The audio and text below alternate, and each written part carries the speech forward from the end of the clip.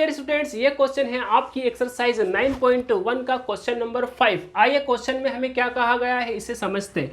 एक मीनार हमें इस क्वेश्चन में दिया गया है। इस मीनार का पाद बिंदु जो कि इसका बेस होता है उसे पाद बिंदु कहा जाता है। इस मीनार का जो शिखर होता है, इसे जो टॉप होता है उसे शिखर कहा जाता है। तो इसके पाद बिंदु से हमें एक बिंदु दिया गया है जिसकी इस पाद बिंदु से दूरी यहाँ पर 30 मीटर हमें क्वेश्चन में दी गई है, जो कि ये रही आपकी 30 मीटर दूरी यहाँ पर दी गई है। आइए देखते हैं इसके बाद हमें और क्या दिया गया है। तो इस बिंदु से अगर हम शिखर को देखते हैं, उन्नयन कोण, जब भी हम हमारे चेहरे को उठाकर ऊंचा कर देखते हैं तो उसे उन्नयन कोण कहा जाता है। तो यहाँ पर जो इसका उन्नयन कोण बन रहा है वो 30 डिग्री बन रहा है। ये हमें क्वेश्चन में कहा गया है जिसे हमने लिख लिया है। अब इस क्वेश्चन को सोल्व करने के लिए आप कुछ हिंदी लिखना पड़ेगी। माना पी क्यू एक मीनार है, इस मीनार को हमने नाम दे दिया है एक पी और यहाँ पर है क्यू, और जो बिंदु इससे 30 मीटर दूरी पर है उसे हमने नाम दे दिया है आर।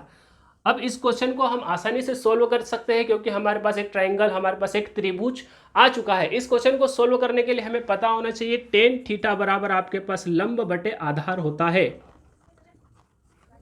साइन कोस टेन का मान याद रखने के लिए आपको लाल बटे कक्का याद होना चाहिए, लाल बटे कक्का, जो कि आपके पास यहाँ पर ये टेन है जो लंब बटे आधार जिसे हम कह सकते हैं। तो यहाँ पर हमें टेन थीटा, जो थीटा का मतलब होता है कोण, तो हमें जो कोण दिया गया है वो 30 डिग्री दिया गया है। यहाँ पर हम इसे देखेंगे तो यहाँ पर हम 30 डिग्री हमें कोण दिया गया है।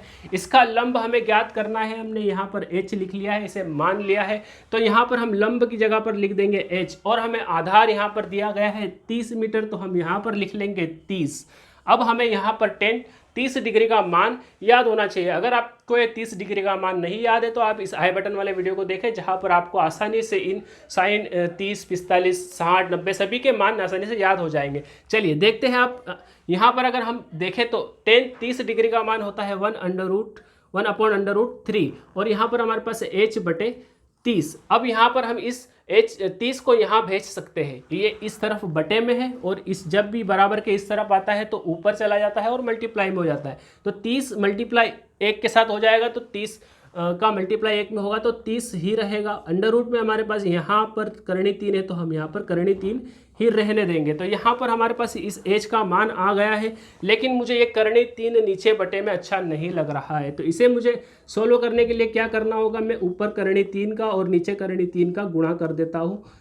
तो यहाँ से ये करणी हट जाएगी। हम देखते हैं कि करणी 3 और करणी 3 का गुणा, जब भी करणी वाली संख्याओं का गुणा होता है तो वो उस पर से करणी हट जाती है। तो यहाँ पर हम देखें 30, यहाँ पर हमारे पास आ जाएगा करणी 30 करणी 3, और यहाँ पर नीचे हमारे पास इसका मल्टीप्लाई होगा करणी 3 और करणी 3 का, तो हमारे पास 3 आ जाएगा। तो इस 3 से ये 30 कट सकता है, डिवाइड हो सकता है 10 टाइम में, इसलिए हम इसे डिवाइड कर देते हैं। 3 1 जा 3 और ऊपर 3 1 जा 3, 0 एज इट इज़ यहाँ पर लिख लेंगे और करणी 30 हम यहाँ पर लिख देंगे।